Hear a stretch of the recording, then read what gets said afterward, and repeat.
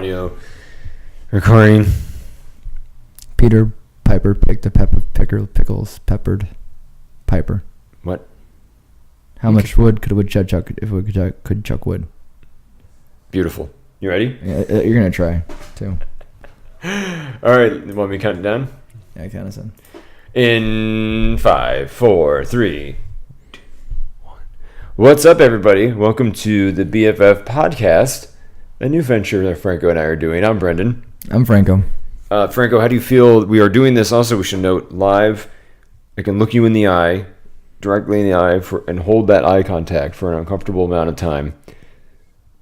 That's fair. Yeah, here we are. Yeah, baby. Sorry, I got lost. I forgot that's an audio medium now, so you can't necessarily see me, but I'm staring directly at Franco's face. It's charming. Even though, see, that's what's nice about this show. Everybody that's listening at home, even though we're face to face, you get the same energy that you would if we are in two different states, thousands of miles away. It's authentic. That's what I'm trying to get at, Franco. Yeah, it's very, very authentic. I think the thing is that I don't laugh audibly. I smirk, and so the TV show gives us the ability for me to smirk, whereas I probably have to fake a laugh when I'm laughing now. Or you can just say, I am laughing now. I don't know. I think I can just fake it. I feel like that's something you're comfortable with in your history, so I'll just lean into the fake. That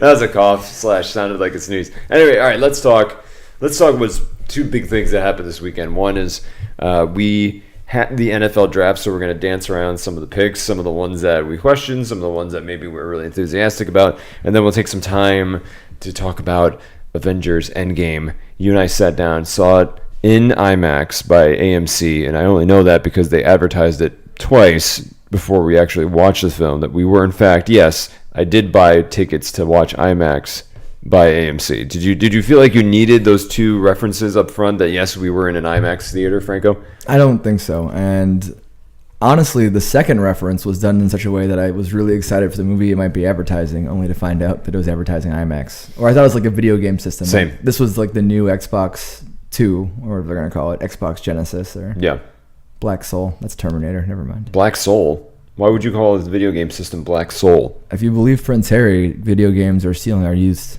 souls. Does he really think that? He believes that they are an addiction akin to heroin. Has he ever played video games, or is this just based on being a prince? I mean, if you're Prince Harry, are you really spending any time playing video games, or are you doing better things with your time? Because I'd be doing better things with my time personally. I don't know what he does, though. See, that's the thing. Maybe he tried video games and he's not good at it, so now he wants to make it worse for everyone else. Or he's doing Meghan Markle. And he was in the military and the Air Force and blah, blah, blah, blah, blah. Well, now that you put it that way, I feel bad. Yeah, I mean, be better. Me? In general. Okay. We could all be better. Fine. As we don't qualify, you can just into this conversation about NFL and about fandom and toxic fandom, I think being better is not a bad thing to ascribe to. All right, I'm with you, buddy. All right, so with that said, with a little nice PSA right before the top of the draft here, let's get into it, Franco. Why don't we start at the top? Because why not? Kyler Murray, number 1 overall by the Arizona Cardinals. A lot of talk going into the draft about whether or not he would actually be picked number 1, since they had just picked Rosen the year before as a number 1 draft pick. And it was just announced late yesterday that Josh Rosen is now a member of the Miami Dolphins, being traded away to the Dolphins for a 2nd-round pick and I believe a 4th-round pick in this year's draft, 4th or 5th. So, Franco, now we are in the era of Kyler Murray. Arizona Cardinals going all in. Thoughts? I mean, I like Kyler Murray. I think he's a great quarterback. He's a more mobile Drew Brees, I think, with less of the football IQ, but I think that'll develop with time. I never liked Josh Rosen. I thought he was a terrible draft pick last year. I don't like him as a person. I think his presence on social... I can't say I don't like him as a person. I can say his media presence and every interview he's done, he comes off as condescending and overly confident. So I think it was a good idea for the Arizona Cardinals to move on and admit their previous mistake, because Rosen did end up cleaning the house that whole administration. So why saddle a new coach that you believe in, probably falsely in my mind, but you believe in with the player he didn't want to draft? as opposed to the player that he said he would draft well before he was in the organization and who he clearly has put thought into an offense for. It just made sense for them to move on. I think they saved face a little bit. I think a second-round pick could have been better. Yeah. But I think not having the distraction, because Rosen made it pretty clear that he wasn't going to leave gracefully. And I think the minute that happened, you need to get him off the roster so he didn't sour a young player. Yeah, I just think it's amazing that the Cardinals are going all in on Cliff Kingsbury. Not so much Kyler Murray; they're going all in with Cliff, a coach who did not post a winning record when he was in college, is unproven. But I guess this means that if you're the general manager and you're the ownership, that you are going all in on all facets of the new look Cardinals, and I hope it works out. But it is a little shocking still to me that they went back to back. First round picks, quarterbacks, and then abandon Rosen immediately. But it makes sense. But it just is shocking in terms of how fast the NFL moves now, Franco. When before it used to be you make a bad pick or you make a pick and maybe there's somebody else that's better the next year, but you don't necessarily take that quarterback because in your mind you have the quarterback that you need already, so you build around that team. But we've also seen tenured coaches leave quickly now and not be as tenured as they used to be. I think it's interesting because we kind of saw also Jared Goff in that. Yep. In that first year, he played very Rosen. No, let's not discredit Goff because he's better than Rosen. But he had a very rough first year, and Sean McVay stuck with him, was able to develop around him, and he became. I'm not going to say he's a great quarterback. No. I don't think he's a top 10, 12 quarterback. He's a quarterback you can base your franchise around. Yeah. And I'm not saying Rosen couldn't be that. I don't think so because he's not a friend of the show. Not a friend of the show. But and he's from LA, which is gross. But besides that, I just take that back. You made me lose my point. You're so proud of being in LA when you're from New York. But yeah, I just don't. I think this is indicative of the fact that the Cardinals didn't have a plan, but I do think they are going in the right direction with the plan. And I think the idea that they're putting everything in the hands of Cliff Kingsbury speaks to the Sean McVay and Shanahan effect. And unfortunately, I think the 49ers are not going to pan out with Shanahan. I think they saw that glint of hope in the first year. Very RG3-like, which is kind of funny because Shanahan almost ruined RG3's career. But they're going to hope in the first year, and now we've latched on to the idea that they're a good coach and coach and GM combination out there in San Francisco, and I don't think that's the truth. I think we will be looking for another coach in the next 3 or 4 years here, in my opinion. And with the second-round pick, you picked Nick Bosa, someone that questionable as a human being, but talent-wise there. But what were your thoughts? That's your home team. You're wearing the sweatshirt right now. I think it's an important distinction. He's not questionable as a human being necessarily. He hasn't committed any crimes. I didn't mean it in that regard. His social media presence and his immaturity have definitely come to play early in his career. But being an ardent Californian, we all have to believe that people can change. He is lauded as a great teammate and everything else. His tweets are gross, and I hate the fact that like his whole logic was saying, "Oh well, I'm going to San Francisco, so I can't do that." One, it's stereotyping an entire community as being, in this case, very liberal and anti-Trump and everything else, which the entire country probably should be, but that's not the point. The point is that like it shows Nick Bosa hasn't matured enough to see that every person's different and every community is different, and that I don't think he ill-intentionally tweeted things necessarily. I think he wanted to get a rise out of people, and that speaks to his youth. So I hope that he develops and learns his lesson and spends time around minorities and liberals who he claims to hate, and hopefully learns that people are people as opposed to people being this stereotype or archetype or a community being just what he thinks it is. So I'm not happy with him as a presence in the media. I can't speak to his character because he hasn't really gotten a ton of trouble, but I mean, I guess it's a good pick. I just don't necessarily like who he is. What do you think? I mean, from a football perspective, it makes sense. But again, I think it's the social media things and the questionable apology / explanation for it. So I agree with you. I think it depends on how the rest of his tenure goes as a member of the National Football League and whether or not he actually truly has learned from this or if this is just one of many potential apologies we could be seeing for ill-timed or inadvertent social media. So let's move on to Oakland Raiders, Clelin Ferrell, defensive end. Clemson, bit of a surprise / maybe a reach. Someone that on a lot of draft boards would have been available probably for the Raiders down in the lower part of the draft. I don't know much about this guy, Franco. I don't know if you do. I had to actually look up his name and realize where he was. But In general, maybe not just focusing on the number 4 pick, but in general, the picks by the Oakland Raiders.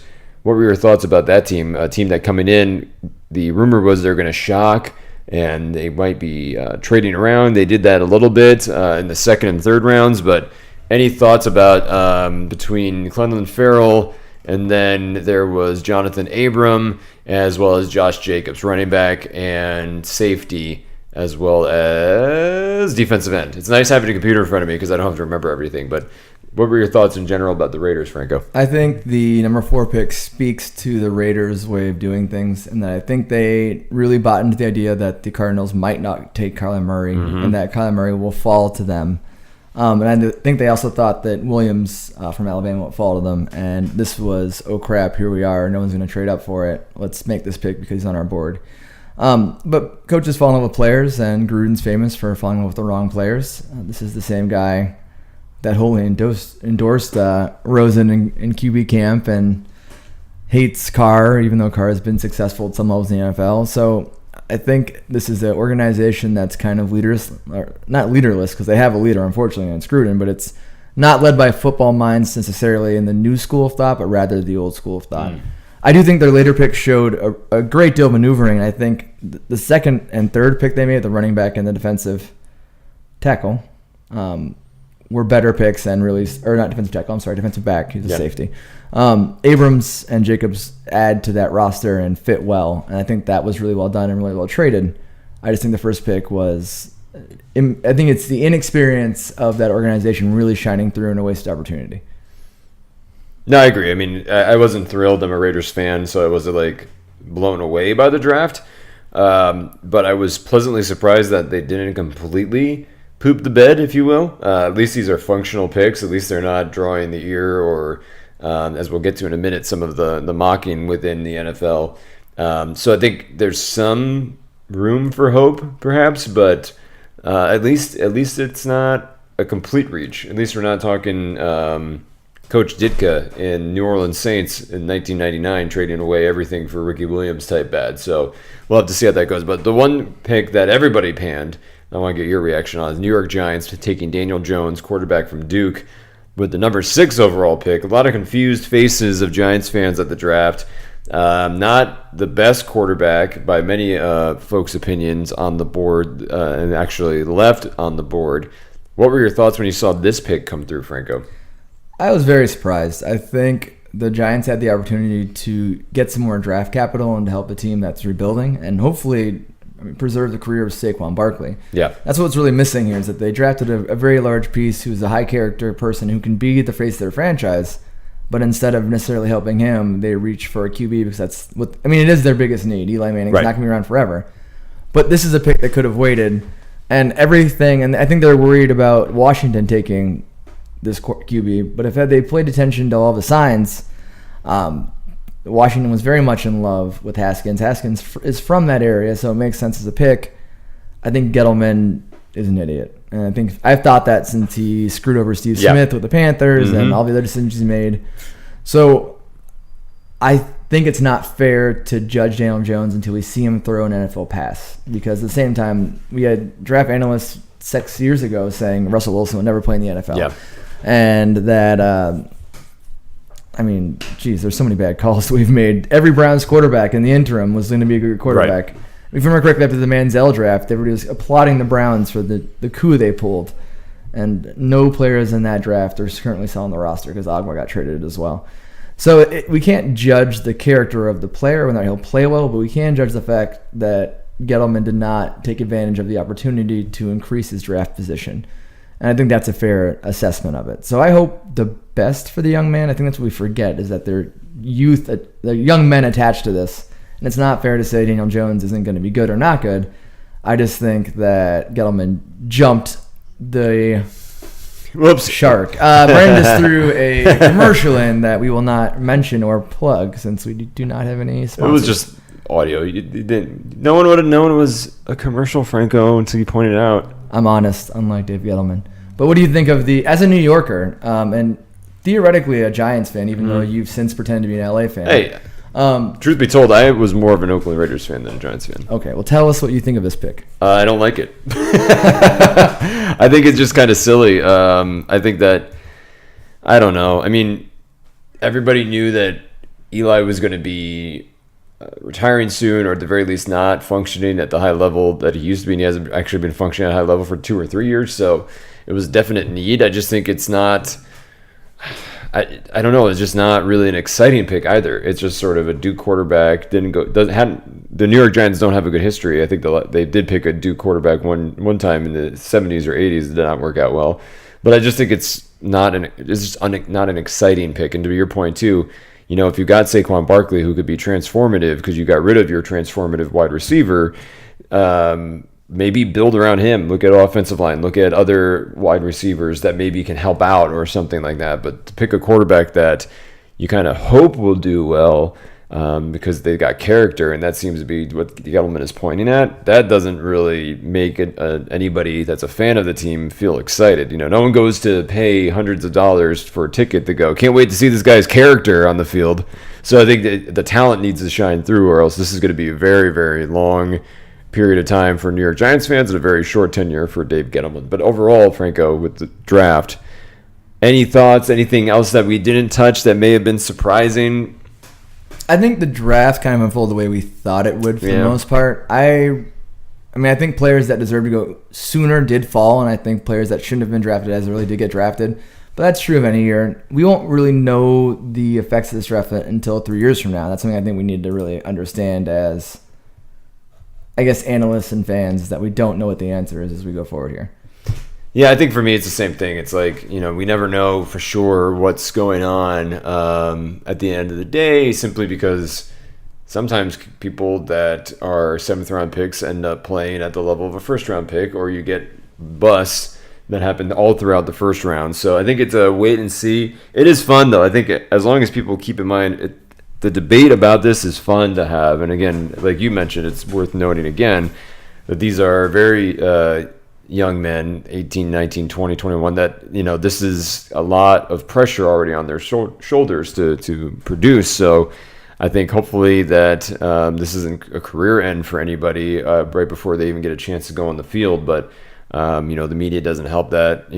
Our discussion adds to that a little bit, but we're not the stalwarts of the media, so not yet. We're not I think we're the stalwarts of free to listen to media. That's true. In my opinion. No ads, as Franco immediately pointed out when I accidentally started playing a commercial. So that's the draft. We'll talk more throughout this summer as things settle in and you get a sense of players that are standouts during the summer training camps, or quite frankly, if there's any additional free agency pickups / trades that happen along the way. But switching gears, Franco, in the last quarter or bit of the show, we saw Avengers Endgame, my friend. We did. So I think before we go any further, take notice that this will be a spoiler included full spoilers review. So spoiler, just in case you fast forward through all the NFL stuff because you're not a football person, but you are a nerd. Spoiler.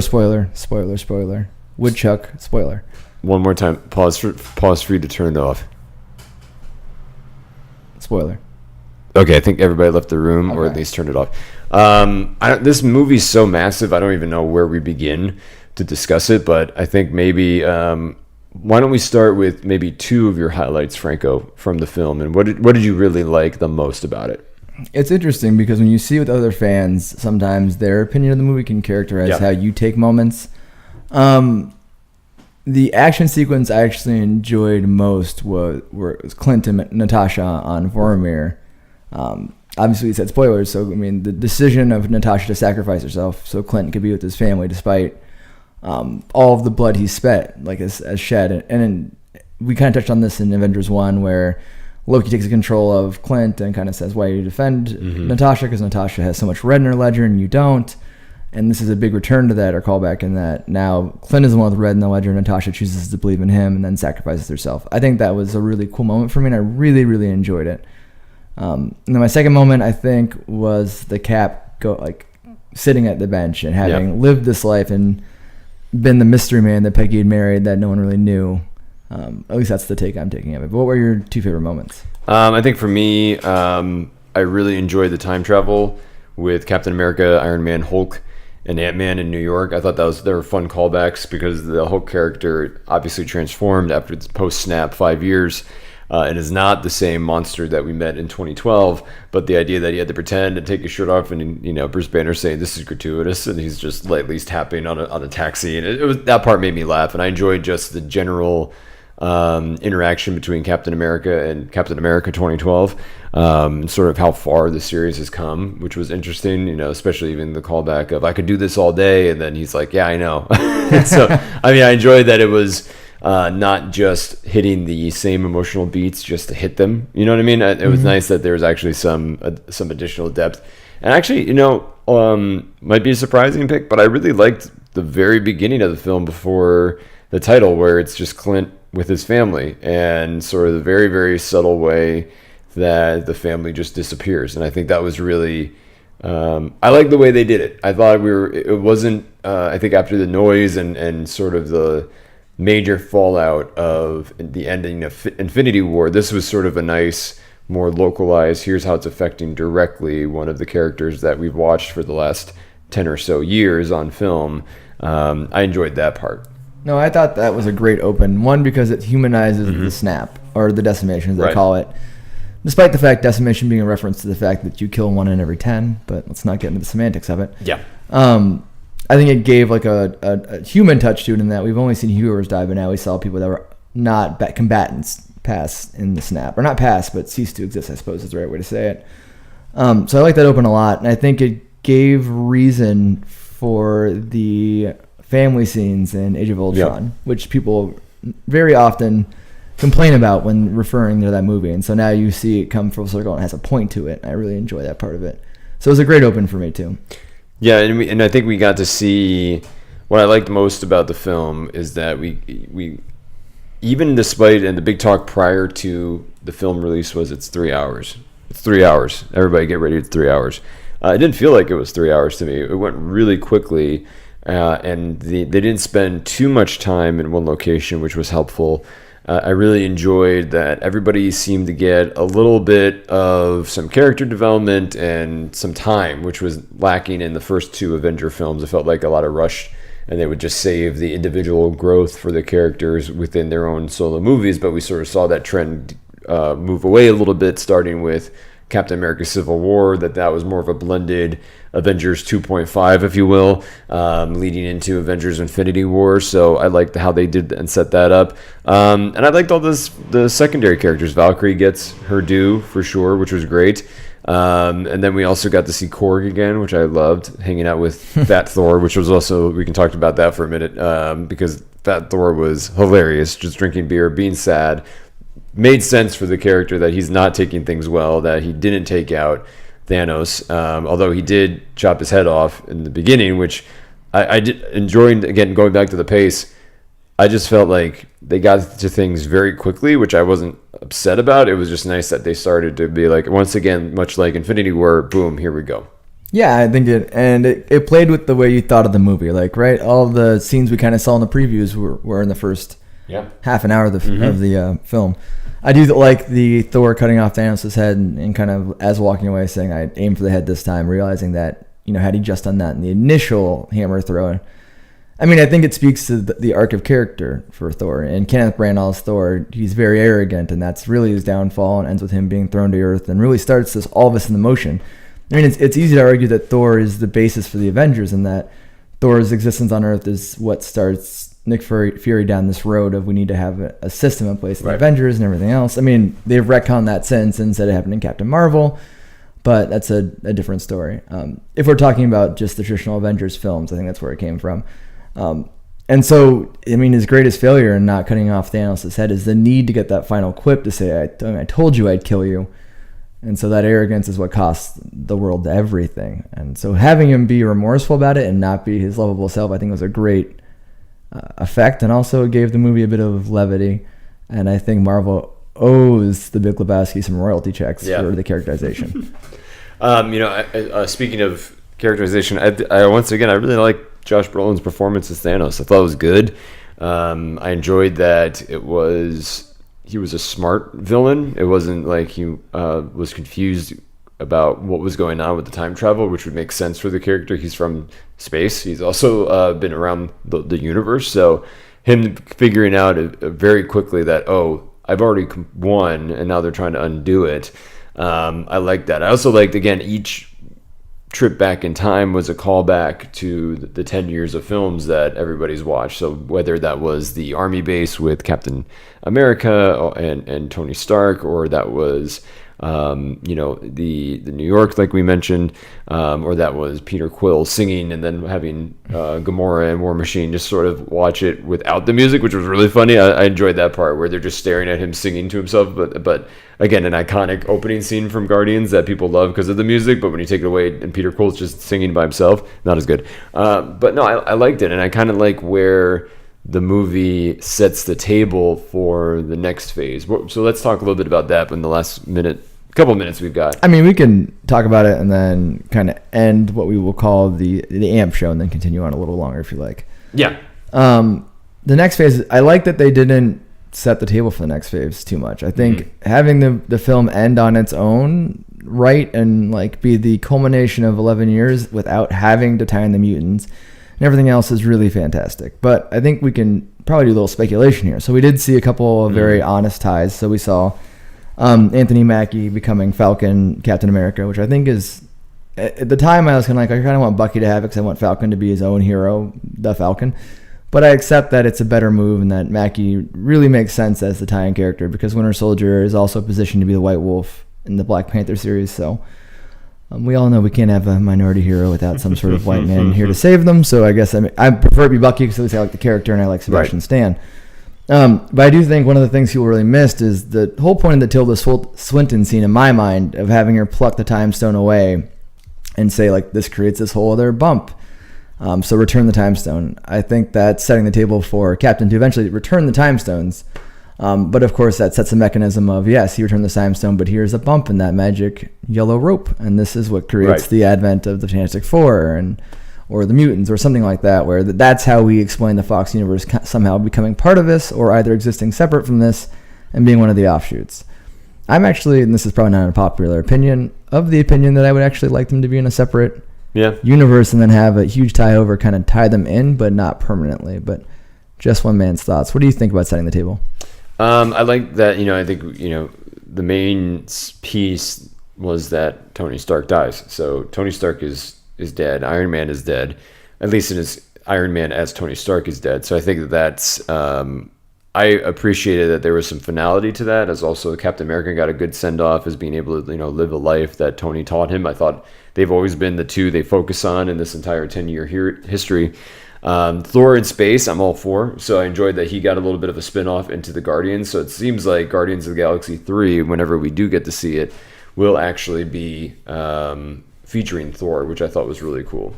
But I think for the Falcon / Captain America, for Loki, who disappears in that particular, again, if you want to talk about implications of messing with time, at the end of Avengers 1 now, he actually escapes, so he doesn't become incarcerated. So that changes a lot of different things throughout the way. I think it actually gives them a nice tie-away, too, in that Loki had become a hero and that he had this bond with Thor, whereas the Loki that escapes hates Thor still, and so he won't have that.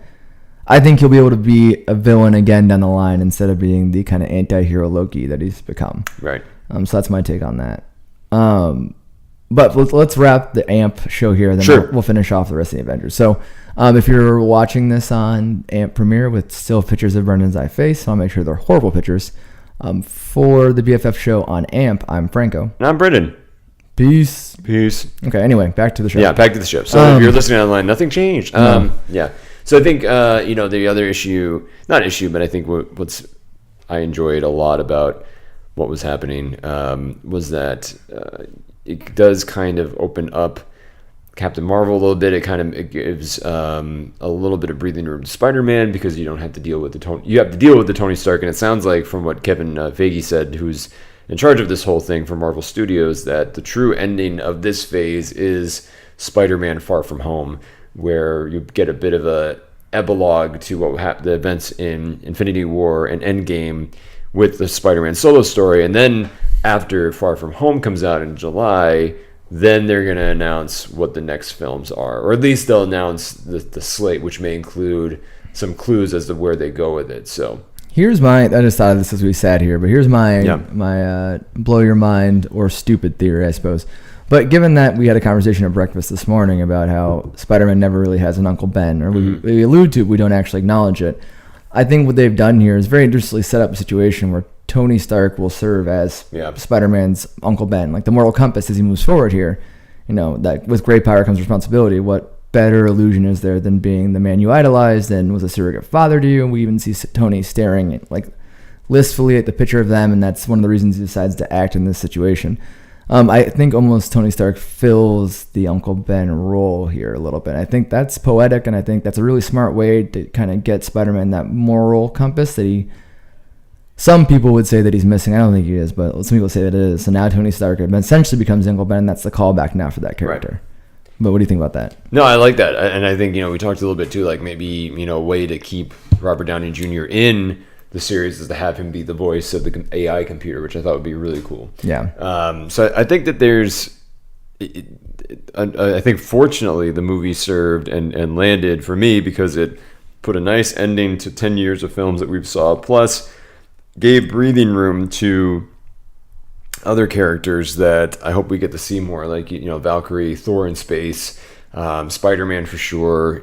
We got Black Panther 2 coming. We know that Captain Marvel 2 is coming as well. So I think it was nice to clear the decks, if you will, of an expectation for a Captain America 4 and Iron Man 4, because that's done. They're not doing that again unless they relaunch them at some point. But you and I will probably be in our 50s when they relaunch the entire Marvel universe, and all this means nothing with new people playing the same old characters again, right? Yeah, that's going to happen. I think so too. I think they'll end up telling the same stories too. Yeah. I do think we will get another Captain America movie. It just won't be with Steve Rogers. I think what they will do is they will set the table for that with the Disney Plus series of Falcon and Winter Soldier, which is clearly not the actual name of it. I think it will end up being called Captain America and Winter Soldier. Yeah, I agree with that, down the line. And I think that will set the stage for another movie that deals with the repercussions of this, because as much as it was cute to end it in a way that Bucky takes no offense to not being Captain America, I think there's a reckoning coming at some point, a la Dick Grayson becoming Batman and not Jason Todd and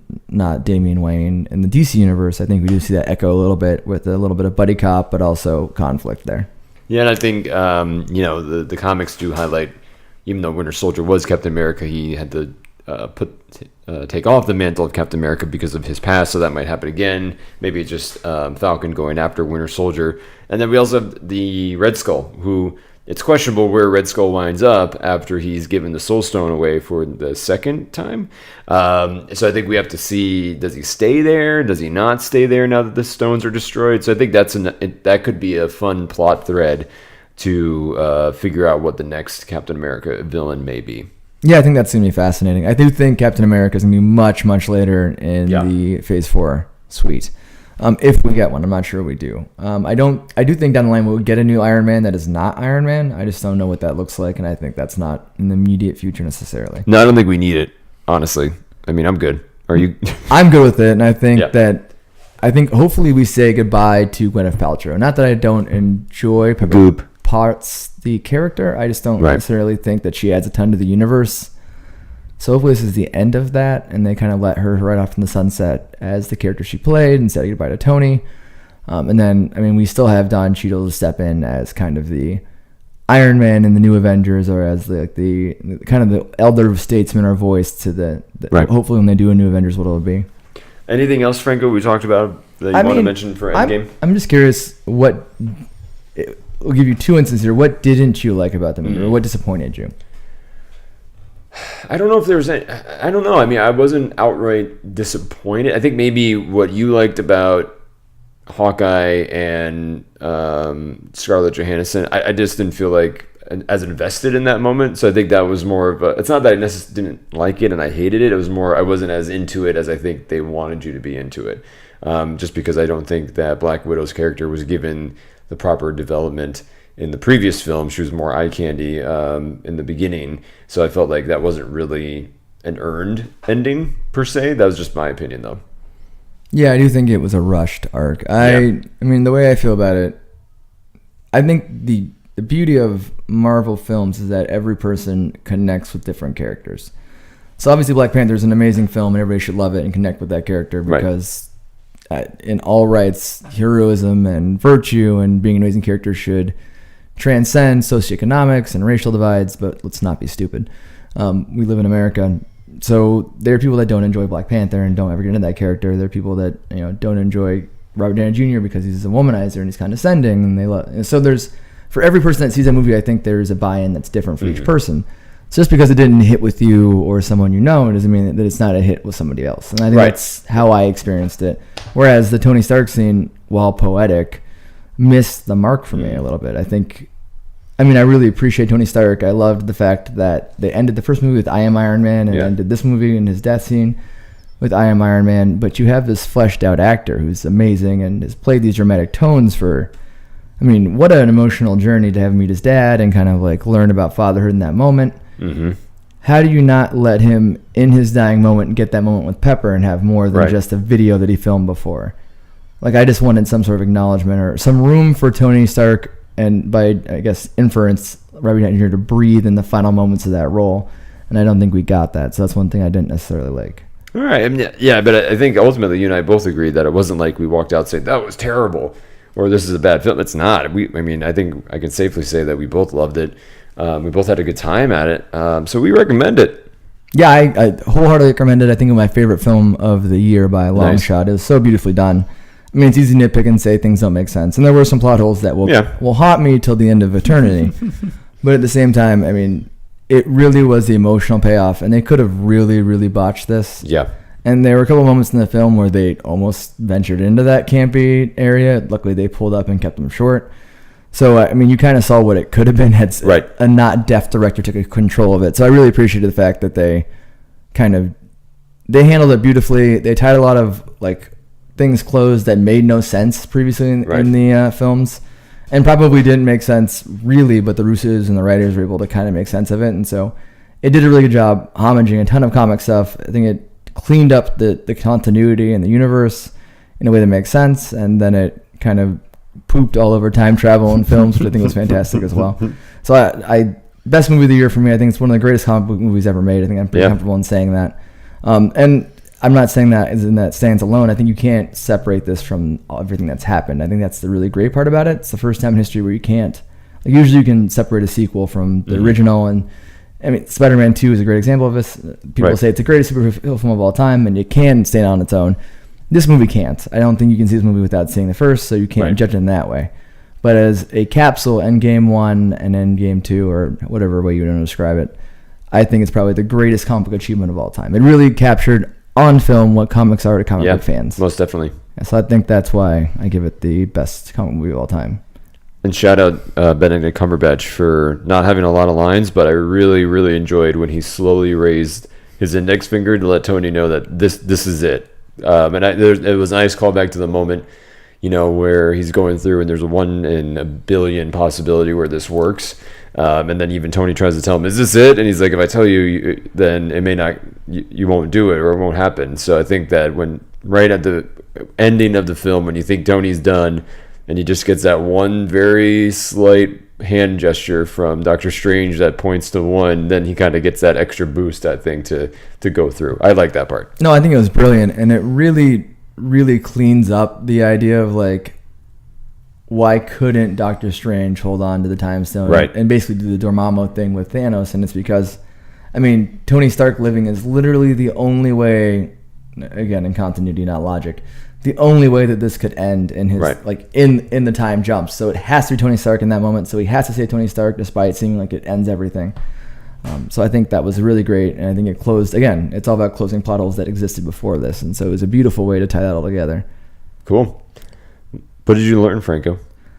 I learned that we both really enjoyed this movie, and we both dislike Josh Rosen, even though he's from LA and you love all things LA logically. So, that's where we're at. We share those views. What did you learn? I learned that I enjoyed sitting next to you watching Endgame like we sat next to each other during Infinity War. So I enjoyed that a lot. That was fun. That's what I learned. I learned it was still enjoyable, still fun. Yeah, man. Yeah, and I think that's a good way to end with a little bit of nostalgia. A little bit of nostalgia, since that's what this was all about, man. Yeah, friendship is magic. So with that, I am Franco. And I'm Brendan. Have a great week. Bye. Peace.